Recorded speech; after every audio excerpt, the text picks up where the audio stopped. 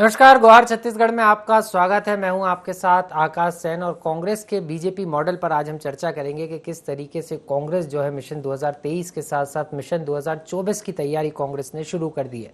खासतौर पर अगर हम बात करें तो जिस तरीके से उदयपुर से इसका आगाज हुआ था, उसके बाद उदयपुर में कांग्रेस ने राष्ट्रीय नेतृत्व ने पूरा मंथन किया, चिंतन किया और जो 90 बिंदु तैयार किए थे उसको अब राज्यों में इम्प्लीमेंट करने की तैयारी हो रही है। और यही कारण है कि पहले कांग्रेस ने जो है बड़े नेताओं ने बैठकर मंथन चिंतन किया और उसके बाद अब जो है कांग्रेस जिलों में जो है कार्यशाला का आयोजन करने की तैयारी में, और ऐसी एक कार्यशाला रायपुर में भी हुई। और उसके बाद अब ये विचार किया जा रहा है कि मंडलों तक जो है मंडलों का गठन जो है कांग्रेस पार्टी करेगी। जिस तरीके से बीजेपी में मंडलों का गठन होता है उसी तर्ज पर अब कांग्रेस में भी मंडल दिखाई देंगे, लेकिन कैसे ये मंडल होंगे और किस तरीके से इसकी समीक्षा होगी, क्योंकि मुख्यमंत्री भूपेश बघेल ने साफ तौर पर कह दिया है कि मिशन 2024 की तैयारी भी करना है 23 के साथ साथ। और यही कारण है कि संगठन का विस्तार जरूरी है। एक तरफ खुद वो सरकार की जन कल्याण की योजनाएं जो हैं उनको जनता तक लेकर जा रहे हैं, उनसे फीडबैक ले रहे हैं, भेंट मुलाकात कार्यक्रम चल रहा है, तो वहीं संगठन भी जो है सरकार के कामों के साथ साथ जमीनी स्तर पर, बूथ स्तर पर, मंडल स्तर पर मजबूत हो,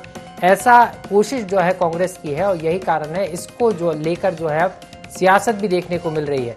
अगर हम बात करें तो बीजेपी के तर्ज पर कांग्रेस मंडल तैयार कर रही, तो वहीं बीजेपी इस पर सवाल उठा रही है कि कॉपी करने से कुछ नहीं होने वाला, कितनी भी तैयारी कर ले, लेकिन 23 में कुछ और ही होगा। जनता को दोबारा से बीजेपी को जनता चुनेगी। क्या कुछ सियासी माहौल है और किस तरीके से इस पर सियासत हो रही है और किस तरीके से कांग्रेस का जो बीजेपी मंडल फॉर्मूला है, क्योंकि बीजेपी के मंडल है लेकिन अब कांग्रेस के भी मंडल होंगे, और क्या ये मंडल फॉर्मूला है समझेंगे इसको भी। लेकिन सबसे पहले इसको लेकर क्या कुछ कहना है बीजेपी कांग्रेस का, उसे भी एक बार सुन लेते हैं। उदयपुर नवचिंतन शिविर में जो निष्कर्ष निकले थे उसको क्रियान्वित करने के लिए प्रत्येक राज्य में 2 दिवसीय संकल्प शिविर का आयोजन करने का निर्देश था। उसी कड़ी में छत्तीसगढ़ में प्रदेश कांग्रेस कमेटी के द्वारा 2 दिवसीय संकल्प शिविर का आयोजन किया गया और उसमें जो एआईसीसी के निर्देश है उसे किस प्रकार से क्रियान्वित करना है, 2 दिन तक के चिंतन भी हुआ है।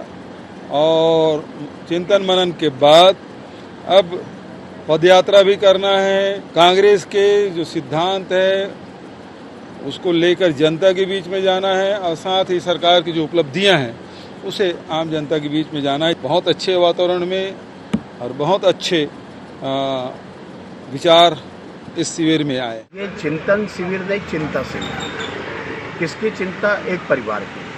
संकल्प पारित क्या हुआ कि राहुल गांधी जी को अध्यक्ष बनाना, तो किसकी चिंता की ये लोग? दूसरी बात, भारत जोड़ो नहीं, इनको कांग्रेस जोड़ो अभियान चलाना पड़ेगा। भारत कहीं टूटा नहीं है। नरेंद्र मोदी जी के नेतृत्व में भारत आज पूरे दुनिया में भारत का सम्मान बढ़ा है।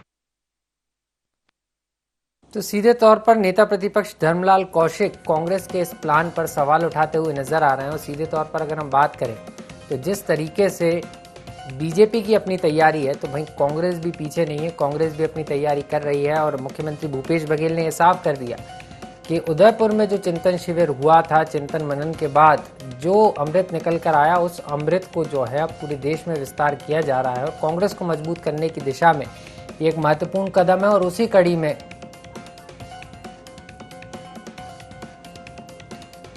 तो इसी पर आज हम चर्चा करेंगे कि किस तरीके से कांग्रेस का ये बीजेपी मंडल क्या है, बीजेपी मॉडल क्या है और किस तरीके से बीजेपी मॉडल के जरिए मिशन 2023 और 24 की तैयारी जो है कांग्रेस कर रही है। मेरे साथ खास पैनल जुड़ गया, उनसे हम चर्चा करेंगे। रणजीत सिंह ठाकुर जी जुड़ गए हैं, कांग्रेस का पक्ष रखेंगे। मुकेश शर्मा जी हैं, भाजपा प्रवक्ता हैं, और वरिष्ठ पत्रकार उचित शर्मा जी भी हमारे साथ हैं, उनका भी बहुत बहुत स्वागत है। आप तीनों मेहमानों का एक बार पुनः स्वागत है। और सबसे पहले धनंजय जी आपके पास आना चाहूंगा। नए मॉडल की बात हो रही है कांग्रेस में, लेकिन कांग्रेस का ये बीजेपी मॉडल होगा, कैसा होगा और क्या स्वरूप होगा और किस तरीके से आप बूथों पर जो है अपने आप को मजबूत करने की दिशा में कदम उठाएंगे, किस तरीके से आपने रूपरेखा तैयार की है? देखिए आकाश जी, कांग्रेस पार्टी देश की सबसे पुरानी और बड़ी राजनीतिक दल है जो हर वर्ग की लड़ाई लड़ती है। और स्वाभाविक सी बात है, समय समय पर कांग्रेस पार्टी में बदलाव हुए हैं। चाहे पचमढ़ी की बात कर लो, पचमढ़ी चिंतन की बात कर लो, मैं शिमला चिंतन की बात कर लो, या अभी उदयपुर चिंतन शिविर में जो हमारे पार्टी के द्वारा निर्णय लिया गया है कि हमको किस प्रकार के बदलाव की ओर आगे बढ़ना चाहिए, किस प्रकार के संगठन के ढांचों में फेरबदल करना चाहिए और किस प्रकार से अब हमें एक नई ऊर्जा के साथ, एक नए सोच के साथ, एक नए क्लेवर के साथ अब जनता के बीच जाना है और संगठन में बदलाव करना है। स्वाभाविक सी बात है, उदयपुर चिंतन शिविर में बहुत गहराई से चिंता हुई। इसमें देश के 8 साल में जो हालात नरेंद्र मोदी जी ने बना के रखा हुआ है, जिस प्रकार से देश में महंगाई चरम सीमा पर है, हर ओर जनता के ऊपर टैक्स लगाकर लूटा जा रहा है, रोजगार देने में असफल नरेंद्र मोदी की सरकार देश को वापस पुराने 45 साल की स्थिति में लाके खड़ा कर दिया है। देश की अर्थव्यवस्था गर्त पर है। देश पे आज 135 लाख करोड़ का कर्जा बढ़ चुका है।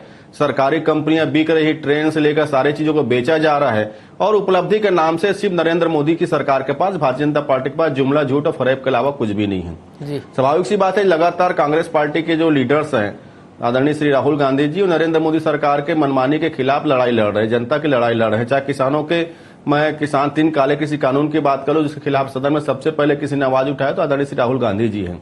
मैं कोरोना काल की बात करता हूं, जब नरेंद्र मोदी जी अहमदाबाद में नमस्ते ट्रम्प कार्यक्रम का आयोजन कर रहे थे, उस दौरान भी आप देखेंगे श्री राहुल गांधी जी ने देश की सरकार को आगाह किया कि विश्व में एक ऐसी बीमारी की हलचल है जो जिससे हमारा देश भी प्रभावित हो सकता है, तो हमको उस बीमारी को रोकने के लिए तैयारी करनी चाहिए। सर, ये बात तो पुरानी हो गई, केंद्र सरकार के जो मंत्री धनंजय जी, ये बात तो पुरानी हो गई, लेकिन मैं समझना यही चाह रहा था जो प्लानिंग अब कांग्रेस ने की है, क्योंकि ये तो बात आरोपों की हो गई, लेकिन प्लानिंग क्या है अब कांग्रेस की? क्योंकि मुख्यमंत्री भूपेश बघेल ने साफ कर दिया संकल्प शिविर में कि 23 और 24 की तैयारी करना और खास तौर पर लोकसभा की तैयारी को लेकर जमीनी स्तर पर मंडल गठित होंगे, हर महीने उसकी समीक्षा होगी, फीडबैक लिया जाएगा कार्यकर्ताओं से, और जहां पर फीडबैक बेहतर नहीं मिलेगा वहां कार्रवाई भी होगी। तो ये क्या पूरा मंडल की रूपरेखा रखी, इसके बारे में भी कुछ जानकारी चाह रहा था।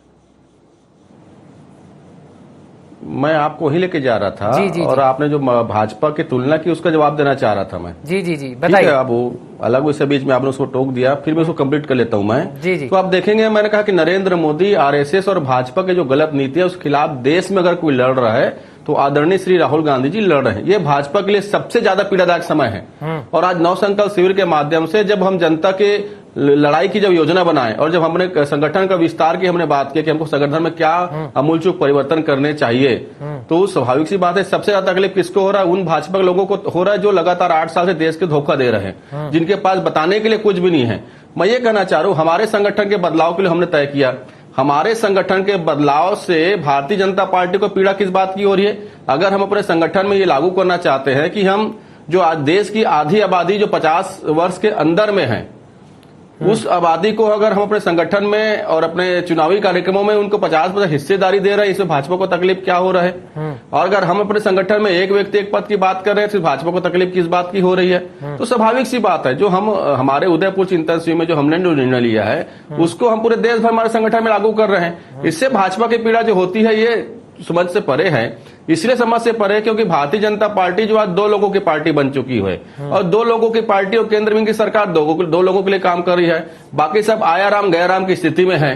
तो इसलिए इनकी चिंता है, इनके बीच में आवाज उठ रही है। जब कांग्रेस पार्टी अपने यहाँ 50% युवाओं को संगठन में जिम्मेदारी दे रहा है, 50% लोगों को टिकट के वितरण में जिम्मेदारी दे रहा है, ऐसे में हम क्यों उन आरएसएस के उन लोगों को झेले जो या तो 50, 60, 70 साल आरएसएस में रहने के बाद जब कांग्रेस भाजपा के कार्यकर्ता जब काम करते हैं तो उनको यहाँ पे प्रमोट कर दिया जाता है इनके सरकार में। तो ये मुझे ऐसा चिंता उनकी लगती है। लेकिन हम अपने संगठन में बदलाव क्यों जा रहे हैं? हमने देश के लिए रणनीतियां तय की हुई है, जनता की लड़ाई हम कैसे लड़ेंगे। और जो नाकाम नरेंद्र मोदी की सरकार है जो लगातार झूठ फरेब की राजनीति कर रही है, इसके खिलाफ हमको लड़ाई जो लड़ना है, लड़ाई लड़ना है। धनंजय जो लगातार देश की आवाज बढ़ रहे हैं, मैं यही समझना चाह रहा हूँ। आपने केंद्र सरकार के खिलाफ पूरे आंदोलन की बात कह दी, मैं समझना यही चाह रहा हूँ, लेकिन जो रणनीति का हिस्सा है, जो मॉडल की बात हो रही है कि बूथ स्तर पर जो मोहल्ले हैं, इकाइयां हैं, यहाँ पर कांग्रेस अलग से इकाइयां गठित करेगी, समीक्षा करेगी हर महीने, ये क्या प्लानिंग है? इसके बारे में थोड़ी चीज मैं समझना चाह रहा था।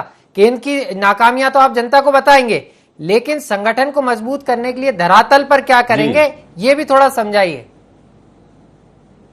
ये जरूर 2 मिनट में देता हूं आपको मैं। जी। हमारे संगठन का जो ढांचा है उसमें हमारे सबसे जो नीचे संगठन जो होता है वो होता है वार्ड कांग्रेस कमेटी, उसके ऊपर होता है ब्लॉक कांग्रेस कमेटी, उसके ऊपर होता है जिला कांग्रेस कमेटी, उसके ऊपर होता है प्रदेश कांग्रेस कमेटी और उसके ऊपर होता है अखिल भारतीय कांग्रेस कमेटी। ये हमारे संगठन का ढांचा है। स्वाभाविक सी बात है, हमने जब बूथ कार्यक्रम लेके चलते हैं, बूथ के कार्यक्रम लेके चलते हैं तो हमने देखेंगे पिछले चुनाव में हमने छत्तीसगढ़ में 1380 जोनों का निर्माण किया था।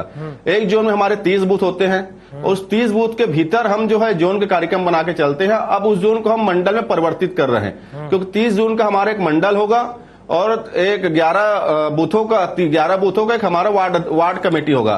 तो स्वाभाविक सी बात हमने ढांचे में परिवर्तन किया हुआ है। जिस प्रकार से हमारे सेवा दल के कार्यक्रम चलते हैं, जिस प्रकार से हमारे मोर्चा संगठनों के कार्यक्रम चलते हैं, महिला कांग्रेस कार्यक्रम चलते हैं, जैसे हमने युवा कांग्रेस में कार्यक्रम चला के रखा हुआ है निस्वाई में, तो हमारे उसमें संगठन है, उसमें हम लोगों को अपने संगठन को मजबूत करना चाहते हैं और ज्यादा से ज्यादा जो कार्यकर्ता हमारे हैं उनको हर जगह हम जिम्मेदारी देकर उनको जनता के बीच भेजना चाहते हैं। ये हमारे संगठन का डिजाइन है, उसमें हम काम कर रहे हैं और बहुत जल्द छत्तीसगढ़ में हमारा जो 1380 जो जोन है वो मंडल के रूप में मिलेगा और मंडल में तो 30 बूथ हमारे होंगे। एक मंडल में हमारे मंडल में 31 बूथ होंगे और हमारे वार्ड कमेटियां अलग होगी। चलिए, मतलब एक वृहद तैयारी कर रही है कांग्रेस बूथ पर मजबूत होने की। लौटूंगा सर आपके पास, हमारे साथ लगातार मुकेश शर्मा जी बने हुए हैं। शर्मा जी, कई सारे आरोप भी लगाए हैं और साफ तौर पर कांग्रेस ये कह रही है कि बीजेपी को पीड़ा हो रही है। यह आपकी पीड़ा है या कांग्रेस की चिंता है, थोड़ा सा बता दीजिए। आकाश जी, ये भारतीय जनता पार्टी के देश के बारे में अखिल भारतीय पुराना कांग्रेस पार्टी, ये दुनिया के सबसे बड़े राजनीतिक दल भारतीय जनता पार्टी है, ये भी मानते हैं, सभी लोग मानते हैं। और भारतीय जनता पार्टी के सबसे ज्यादा विधायक इस टाइम पूरे देश में है, सबसे ज्यादा सांसद देश के अंदर। और ये चिंता किस बात का की है यहाँ बैठ के, ये बताए नहीं कि चिंता इनको देश की है, कांग्रेस पार्टी की है, कि चिंता इन लोगों को छत्तीसगढ़ में सरकार चलाने की है, कि छत्तीसगढ़ के अंदर में जो वादे किए थे उसको पूरा करने की है। तो ये चिंता भी की है भारतीय जनता पार्टी के फार्मूले से कैसे कांग्रेस को स्थापित करे, कांग्रेस के खिसकती जमीन को वापस कैसे स्थापित करे, वो भी भारतीय जनता पार्टी स्टाइल है। कि मंडल के संगठन हो, बूथ के संगठन हो, तो भारतीय जनता पार्टी इनका आंतरिक मामला हल करते रहे बैठक, उसमें कोई मतलब नहीं है। ये 8 साल की बात कर रहे थे, तो ये 5 चुनाव के अंदर में भी पूछ लीजिएगा ना, जनता ने बता दिया कि कांग्रेस कहाँ है, कांग्रेस को लोग पिछड़ा चाहते हैं। और इनको ये भी बता दिया, इनको चिंता करना चाहिए कि छत्तीसगढ़ मॉडल का बात करने गए में एक सिरे से नकारा गया, एक सिरे से, माने कहीं न कहीं छत्तीसगढ़ की सरकार पूरी तरीके से नाकाम है, हर मोर्चे पे नाकाम है। इस बात का चिंतन करते हैं ये बैठ के कि भाई हमारे घोषणा पत्र में हमने लोगों से वादा किया था वो पूरा क्यों हुआ। ये चिंता इस बात को करते हैं कि पूरे कांग्रेस, देश भर की कांग्रेस कमेटी का, कांग्रेस पार्टी का जिम्मेदारी लेके बैठे हैं। ये 10 जनपद का जिम्मेदारी लेके यहाँ बैठे हैं। कभी किसी प्रदेश के चुनाव का व्यवस्था करना पड़ता है तो यहाँ से ये करते हैं, कभी किसी प्रदेश के अंदर में कोई पार्टी में ऐसा लगता है कि होने वाली है तो उसकी चिंता ये करते हैं। ये सब बात का चिंता करते हैं, केवल छत्तीसगढ़ के लोगों की चिंता को छोड़ के, छत्तीसगढ़ के लोगों को किए गए वादों को छोड़ के, छत्तीसगढ़ में किए गए घोषणा को छोड़ के ये सारा चिंता करते हैं। तो ये चिंता अभी किए हैं और चिंता कैसा किए, चिंता किए और उठ के फिल्म देखने चले गए, तो पता नहीं कैसा चिंता किया, उसमें से कैसा रिजल्ट ये निकाले। लेकिन कहीं न कहीं कांग्रेस के प्रवक्ता भाई तो देश की 8 साल के, इसके पहले 10 साल सरकार में थे, आकाश जी आ रहा हूँ बताने के लिए एक लाइन कुछ नहीं था, कुछ समझ में आ नहीं रहा था। अभी आपको उपलब्धियों का और पूरा डाटा दे रहे, पूरा रिपोर्ट देती है सरकार हर साल कि पिछले साल क्या स्थिति थी, अभी क्या स्थिति है। जुमलेबाजी ये कर रहे हैं, किसानों की हित की बात करते हैं, नहीं, ये तो नरेंद्र मोदी जी का काम है जुमला सुनाना। तो अब बुआई का टाइम ये नरेंद्र मोदी जी का काम है जुमला सुनाना। के लिए किसानों को मजबूर करते हैं, धान का उत्पादन हो जाता है, चलिए, खाद की बात होती है, ये बात आरोप तो आप दोनों ही दल एक दूसरे पे लगाएंगे। लौटूंगा मुकेश जी, बारी आती है तो बोरी की मजबूरी बताते चलिए, हैं। ये आपका आरोप होगा सरकार पे, समझ लेता हूँ मैं, लौटूंगा आपके पास। आरोप प्रत्यारोप बहुत सच्ची बात बोला। लौट रहा हूँ, धन्यवाद धनंजय जी, लौट रहा हूँ आपके पास। उचित जी भी है, 1 सेकंड दीजिएगा मुझे। नहीं, आपके पास आ रहा हूँ ना, 1 सेकंड का नहीं, आपको 2 मिनट दूंगा मैं। लौट रहा हूँ, उचित सर से समझ लेते हैं ना पहले। उचित सर भी लगातार बने हुए हैं। सर, आप कैसे देख रहे हैं? एक तरफ चिंता की बात हो रही है, एक तरफ चिंतन है, वहीं मंथन भी है, और अब माना यह जा रहा है मंथन से जो अमृत निकला है उसको कांग्रेस लागू करने जा रही है, लेकिन बीजेपी के सवाल है। आप कैसे देख रहे हैं? क्योंकि अगर हम बात करें तो उदयपुर में भी जमकर मंथन हुआ, माना जा रहा था मंथन के बाद जो फॉर्मूले तैयार हुए वो काम आएंगे, लेकिन कांग्रेस को बड़े बड़े झटके राष्ट्रीय स्तर पर लगे। उसके बाद अब छत्तीसगढ़ की बात करें तो छत्तीसगढ़ में तो कांग्रेस के हाथ में सौगात है, क्योंकि सरकार छत्तीसगढ़ में कांग्रेस की है। तो ऐसे में इस सौगात को अमर करने के लिए मिशन 23 और 24 की तैयारी अभी से करना और मंडल तैयार करना कितना महत्वपूर्ण है, और इसको आप कैसे देख रहे हैं? देखिए, ये कुल मिला के लोकतंत्र में अगर कोई विपक्ष मजबूत हो रहा है तो मैं इसको बहुत पॉजिटिव देखता हूँ जी। विपक्ष की मजबूती भी बहुत आवश्यक है। जिस प्रकार से कुछ सालों में विपक्ष पे जितने हमले हुए, विपक्ष के लोगों को जितना अपने में सम्मिलित किया गया, ये सही नहीं है। एक सशक्त विपक्ष लोकतंत्र की सही अवधारणा अगर आप करें तो एक सशक्त विपक्ष की आवश्यकता जरूरी है, और कांग्रेस अपने उस कार्य में लगी हुई है। नो डाउट कि ये चीजें निरंतर होती रहनी चाहिए। इससे निचोड़ क्या निकल के आता है ये बात अलग है, लेकिन आज कांग्रेस प्रयास कर रही है खड़े होने का। कांग्रेस जो करा रही थी, जो लंगड़ा रही थी, जो चल नहीं पा रही थी, वो चलने का प्रयास कर रहे हैं। इसको लोकतंत्र पॉजिटिव के रूप में देखना चाहिए।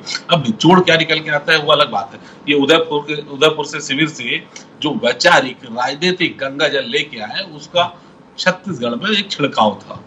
वो अपनी पीसीसी पे, अपने जिलों की पार्टी पे, जिले पे कार्यकर्ता पे, और आने वाले समय पे ब्लॉक स्तर पे कार्यकर्ताओं पे, ये एक छिड़काव, राजनीतिक वैचारिक सिद्धांत का छिड़काव जरूरी रहता है। अब निर्णय वाली बात है कि कब इनके क्या निर्णय होते हैं, कितने पॉजिटिव होते हैं। फिर भी छत्तीसगढ़ कांग्रेस जो है वो काफी देश में काफी मजबूत स्थिति में छत्तीसगढ़ में है। लेकिन ये तकलीफ कांग्रेस के साथ अगर आप देखें दूसरे पहलू पे कि अगर राष्ट्रीय स्तर पे, राष्ट्रीय पैमाना अगर हो, तो कांग्रेस वो मठ हो गया है, वो मंदिर हो गया है, जो मंदिर छोटा है मगर साधु ज्यादा हो गए हैं। ये बात सत्य है जी। ये कुछ एक चीज बताना चाहूंगा कि जो कानून, जो पहले अगर 1300 के इतिहास की आप बात करें तो 2 संपन्न राष्ट्र हुआ करते थे, एक हिंदुस्तान और एक यूनान।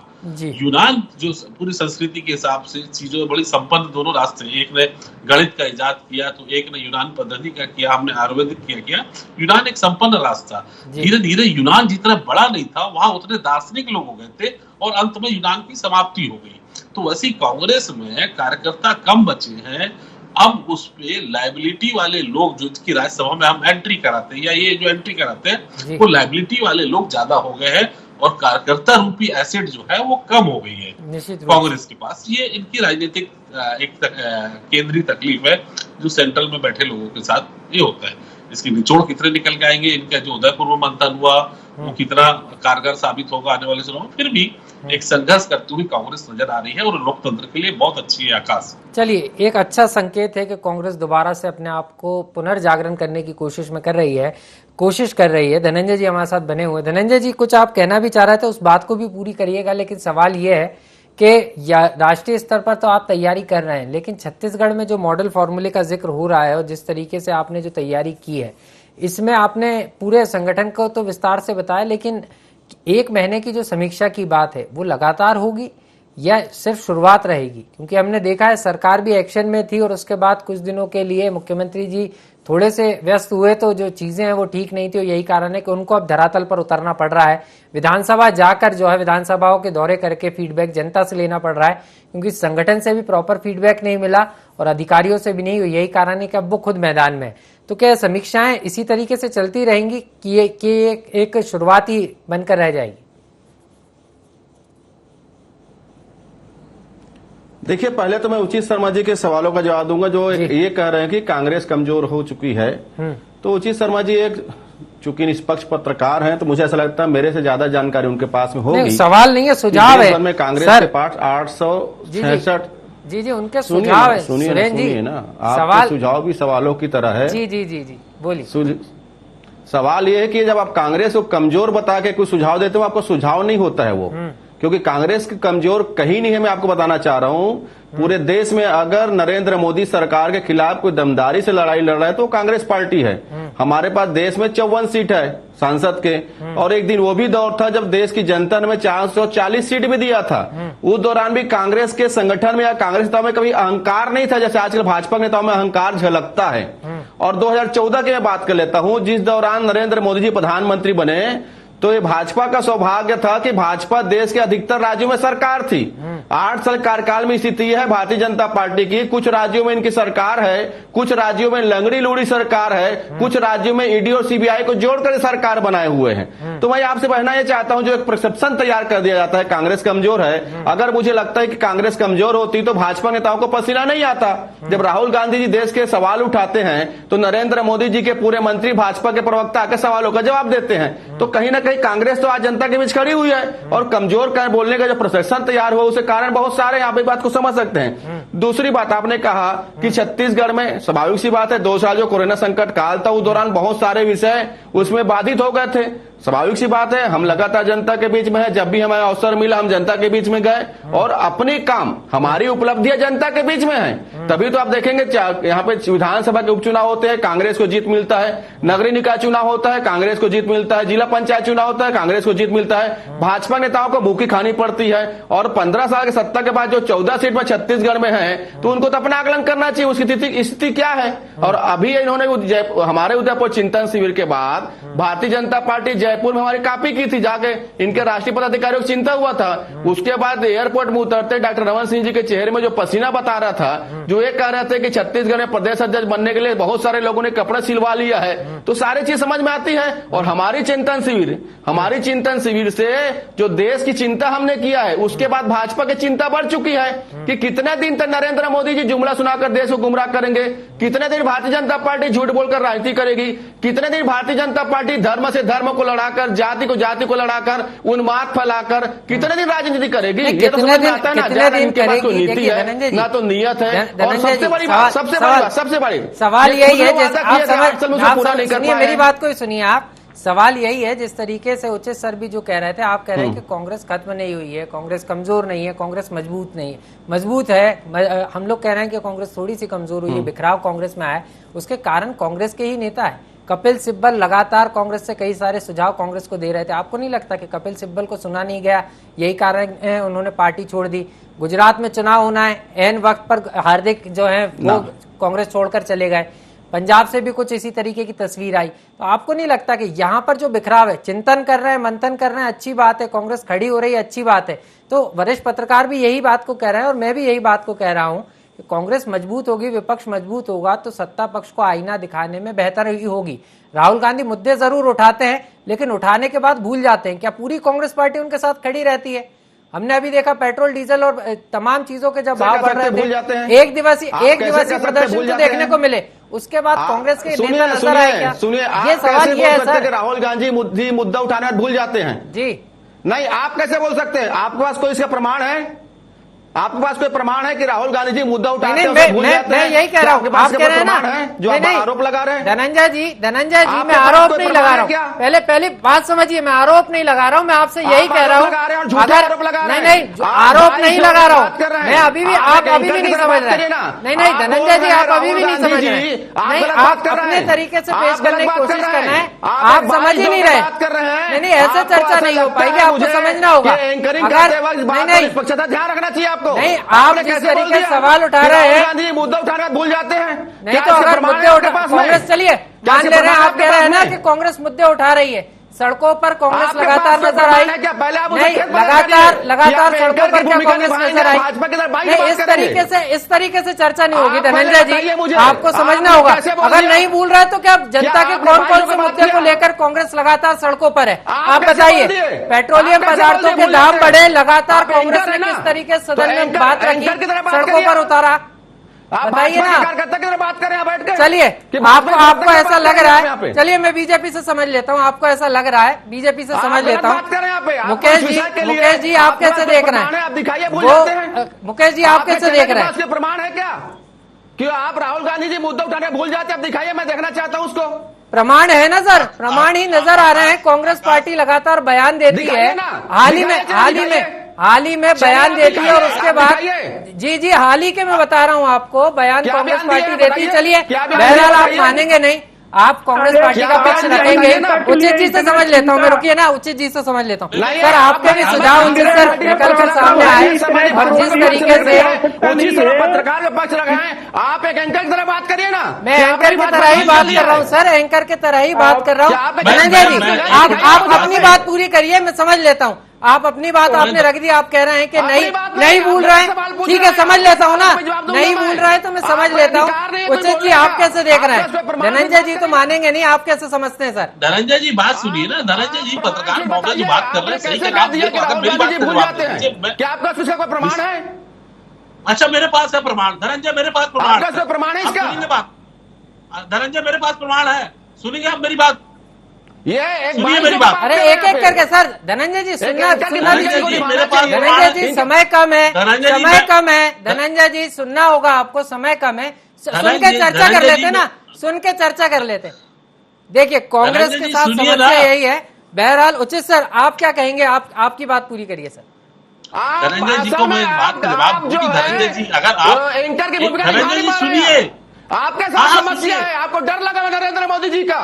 सर मुझे किसी का डर नहीं है, मैं निष्पक्षता से अपनी बात कह रहा हूं। बहरहाल यही एक सवाल है कि कांग्रेस पार्टी लगातार मुद्दों को तो उठाती है, लेकिन जब कांग्रेस को आईना दिखाने की बात आती है, कांग्रेस पार्टी को एकजुट करने की बात आती है, तो सवाल उठते हैं तो कांग्रेस इसी तरीके से विरोध करती। बहरहाल समय कम है, आप तीनों मेहमान हमारे साथ जुड़े, आपका बहुत बहुत शुक्रिया। और धनंजय सिंह ठाकुर की आप साफ तौर पर अंदाजा लगाया जा सकता है कि कांग्रेस के जो प्रवक्ता हैं जिस तरीके से रोषित हो रहे हैं, ये तो साफ है कि कांग्रेस को एक करने की बात तो कांग्रेस की तरफ से की जा रही है, लेकिन बात जब कपिल सिब्बल की आती है, अन्य नेताओं के कांग्रेस छोड़ने की आती है, और यहां पर नेतृत्व जब चुप रहता है और राहुल गांधी चुप रहते हैं, तो कांग्रेस ऐसे ही आक्रोशित होती है। लेकिन इस आक्रोश से क्या बात बनेगी, ये भी समझना होगा। गुहार छत्तीसगढ़ में इतना ही, मुझे दीजिए इजाजत और आप देखते रहिए IND 24। नमस्कार।